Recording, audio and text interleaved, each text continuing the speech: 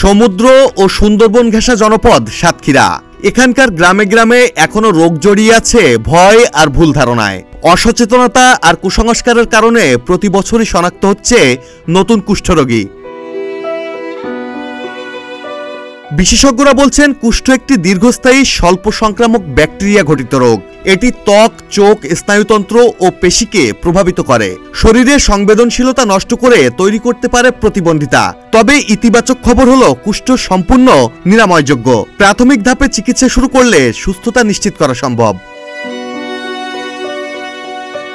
শ্যামনগর উপজেলা থেকে 5 কিলোমিটার দূরে কাশীপুর গ্রাম। মুন্ডা সম্প্রদায়ের 35-36 পরিবারের এই পাড়ায় 15 থেকে 16 জন কুষ্ঠে আক্রান্ত হওয়ার তথ্য মিলেছে। কেউ চিকিৎসায় সুস্থ হয়ে পরিবার নিয়ে বসবাস করছেন, আবার অনেকে এখনো সরকারি বেসরকারি বিনামূল্যের ঔষধ চালিয়ে যাচ্ছেন।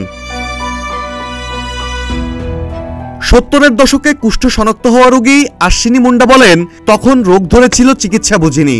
এখন হাতে শক্তি নেই, কাজ করতে পারি না। রিক্সা চালিয়ে সংসার চালানো ফিরোজ হোসেন কুষ্ঠের জটিলতায় হারিয়েছেন ডান পা।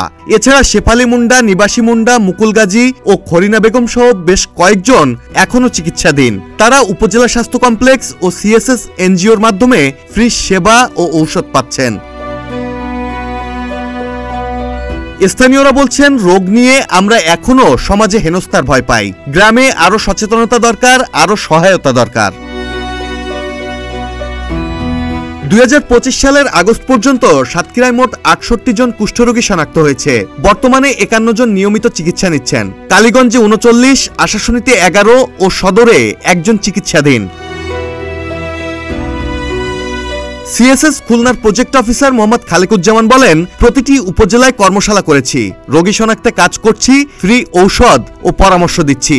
কিন্তু শ্যামনগর উপজেলা স্বাস্থ্য কমপ্লেক্সে কুষ্ঠরোগের বিশেষজ্ঞ ডাক্তার না থাকায় মানুষ দুর্ভোগে আছে। জেলা সিভিল সার্জন মোহাম্মদ আব্দুস সালাম বলেন, জেলায় 42 জন চিকিৎসা পাচ্ছেন। কাশীপুরের বিষয়টি জানা ছিল না, খোঁজ নিয়ে আমি নিজেই সেখানে যাব। সবাইকে জানতে হবে যে কুষ্ঠ কি। হালকা ফ্যাকাশে বা লালচে ধরনের অনুভূতিহীন দাগ হচ্ছে কুষ্ঠরোগের প্রাথমিক লক্ষণ।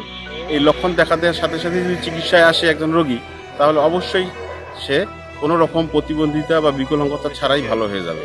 এবং এই কথাটি সব ঘরে ঘরে ছড়িয়ে দিতে হবে।